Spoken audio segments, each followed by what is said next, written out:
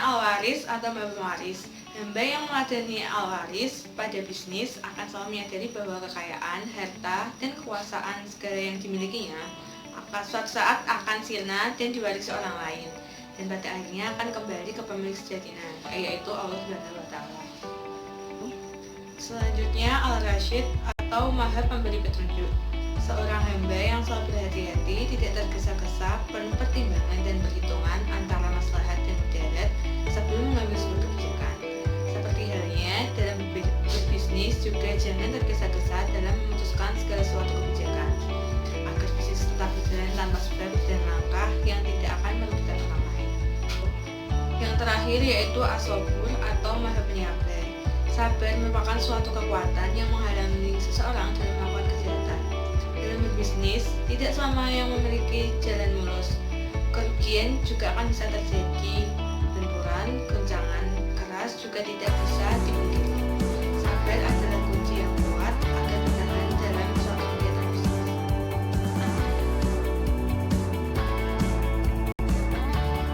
Assalamualaikum warahmatullahi wabarakatuh. Perkenalkan, nama saya Vista Erinda, nomor absen 11. Nama-nama Allah selanjutnya yaitu Al-Hadi. Al-Hadi artinya yang maha pemberi petunjuk. Kebenaran petunjuk dari Allah itu bersifat mutlak. Kebenaran ini berlaku sepanjang zaman untuk siapa saja dan kapan saja dan di mana saja. Sebagaimana dinyatakan dalam firman Allah, yaitu Al-Quran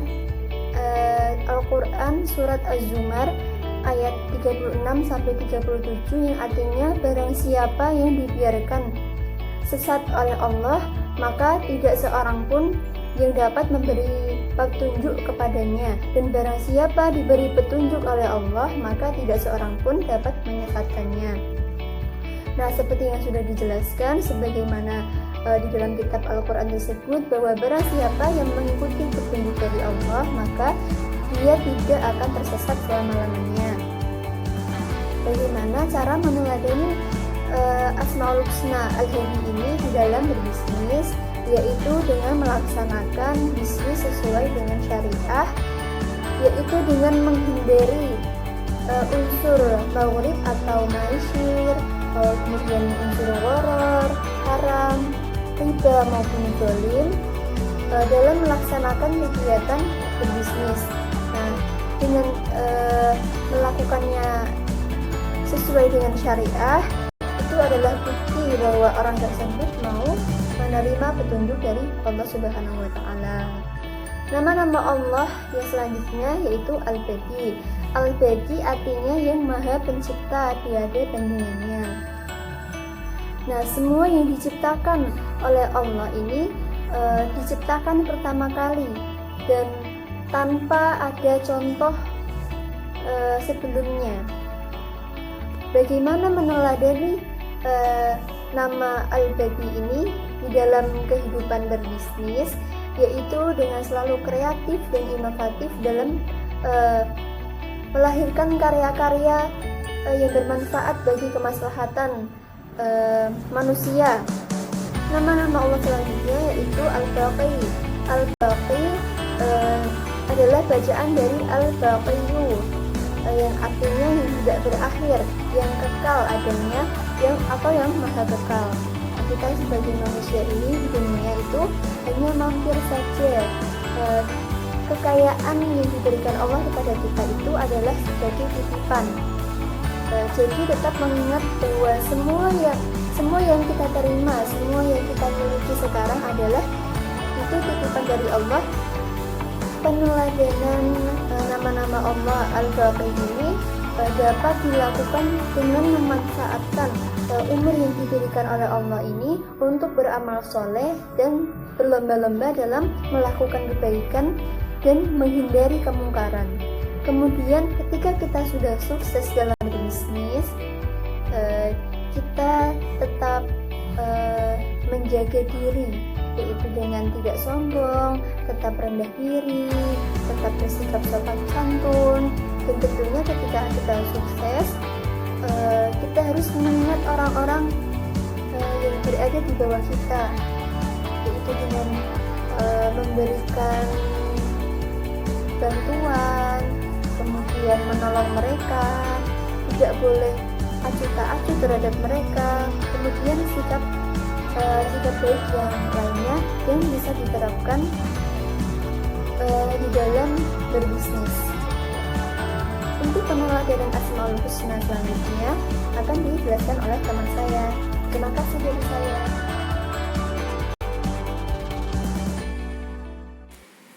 Assalamualaikum warahmatullahi wabarakatuh. Saya Heni Mulyani ingin melanjutkan presentasi, yaitu tentang adzar atau maha memudaratkan. Sikap dalam meladani adzar di sini yaitu selalu waspada dan berhati-hati agar tidak berbuat yang membahayakan atau mendatangkan mudarat, baik itu untuk diri kita sendiri maupun untuk orang lain. Hal ini juga ditekankan dalam ekonomi Islam, yaitu adanya pelarangan riba. Adanya pelarangan riba merupakan salah satu cara untuk menjauhi kemudaratan. Oleh karena itu, kita dituntut untuk berbisnis dengan cara yang sehat tanpa mendatangkan mudarat. Selanjutnya yaitu An-Nafi atau Maha Pemberi Manfaat. Allah menciptakan segala sesuatu dengan memiliki banyak manfaat. Begitupun dengan makhluk hidup yang memiliki manfaat untuk makhluk hidup yang lainnya.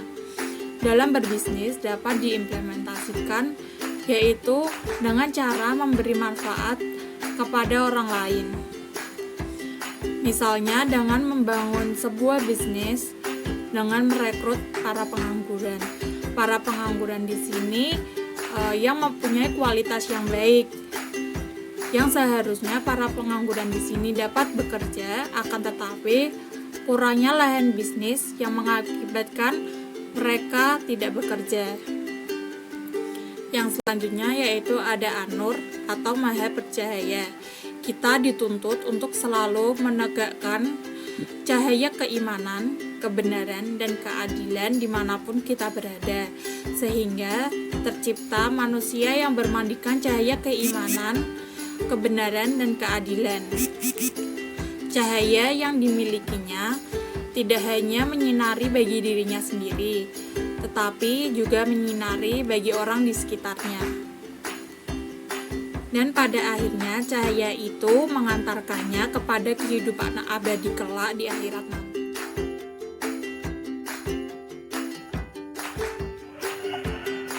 Selanjutnya adalah Asmaul Husna Al-Ghani. Di sini yang dimaksudkan yang pertama, jika yang dimaksud berdoa adalah memohon, misalnya ketika seorang pebisnis hendak memohon kepada Allah Azza wa Jalla untuk memenuhi segala materinya dan kebutuhan-kebutuhan moralnya, maka hendaknya seorang pebisnis tersebut terlebih dahulu menyebut nama Al-Ghani.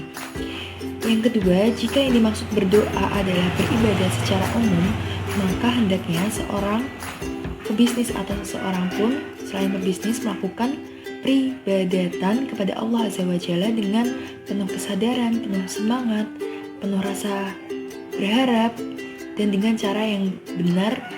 Selain itu dengan mengingat Allah Azza wa Jalla dengan Al-Ghani, Rabb yang Maha Kaya, manusia sangat butuh beribadah kepada Allah Azza wa Jalla agar mendapatkan kasih sayang serta ridhonya.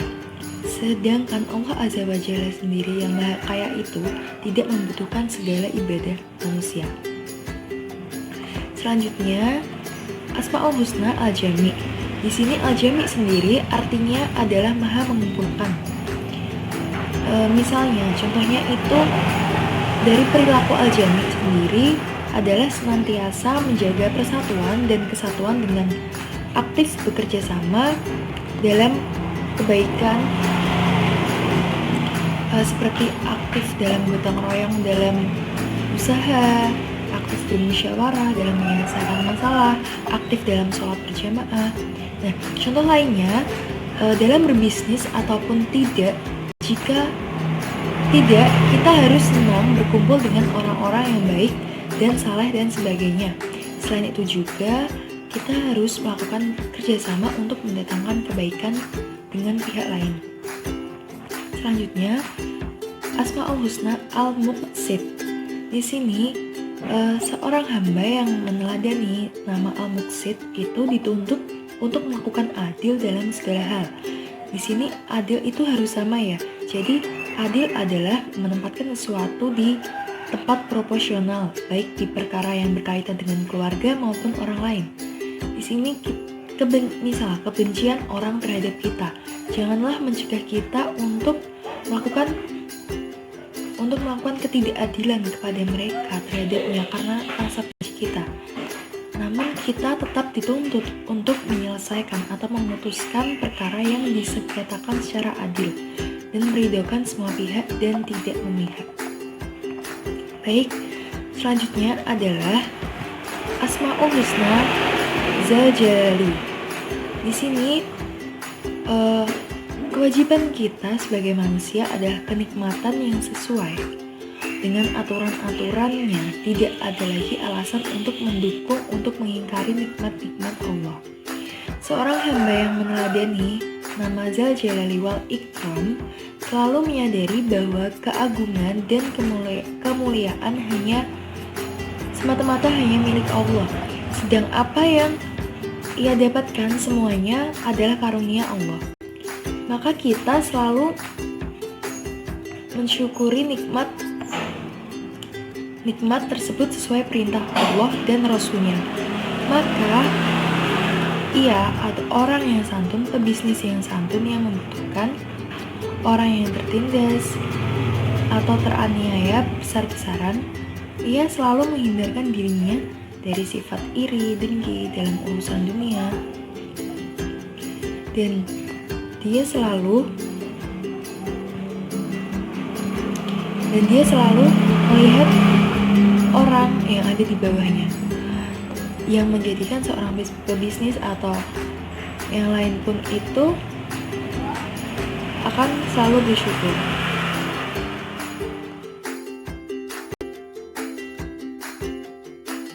Assalamualaikum warahmatullahi wabarakatuh. Perkenalkan, saya Nurul Afifah dari kelompok 7. Ingin mempresentasikan mengenai implementasi Asmaul Husna dalam dunia bisnis. Yang pertama, saya akan membahas Asma Dzul Jalali wal Ikram yang memiliki arti Maha Pemilik kebesaran dan kemuliaan. Allah dan Rasul-Nya selalu mengingatkan untuk bersyukur kepadanya. Hanya Allah yang Maha Mulia. Hal ini dapat diimplementasikan oleh para pembisnis untuk selalu bersyukur kepada Allah, sehingga rasa syukur tersebut akan menghalau rasa sombong dan tamak. Yang kedua adalah Al-Muqsit yang memiliki arti Maha Adil. Dalam Asma Al-Muqsit dapat diimplementasikan dalam berbisnis, yaitu dengan berlaku adil. Misalnya, untuk para petinggi dalam suatu kantor harus berlaku adil terhadap bawahannya tanpa melihat dari segi apapun. Kemudian, untuk menggaji karyawan juga harus berlaku adil, menggaji karyawan sesuai dengan skill yang dimiliki. Yang ketiga, Al-Jami. Al-Jami menerapkan senantiasa menjaga persatuan dan kesatuan dengan aktif bekerja sama dalam kebaikan, aktif gotong royong, aktif bermusyawarah, aktif dalam sholat berjamaah. Dalam berbisnis, Asma Al-Jami dapat diimplementasikan dengan cara menjalin hubungan kerjasama yang mendatangkan kebaikan atau kemaslahatan